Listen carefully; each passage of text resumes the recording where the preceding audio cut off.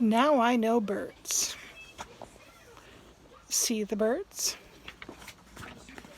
Some are big, some are little. Some are brightly colored, some are dark. But all birds have feathers. There's your wow fact. All birds have feathers, Beth. Wow. Feathers help keep birds warm and help them fly. And all birds have wings, but not all birds can fly. Penguins swim but can't fly. Ostriches run but can't fly.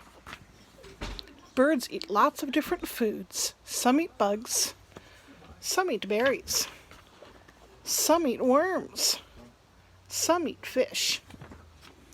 Most birds build nests, but not all nests are alike.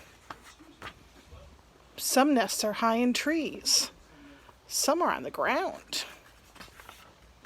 Mother birds lay the eggs in the nests, but eggs are many colors and sizes. Usually the mother sits on the eggs, but sometimes the father bird keeps the eggs warm.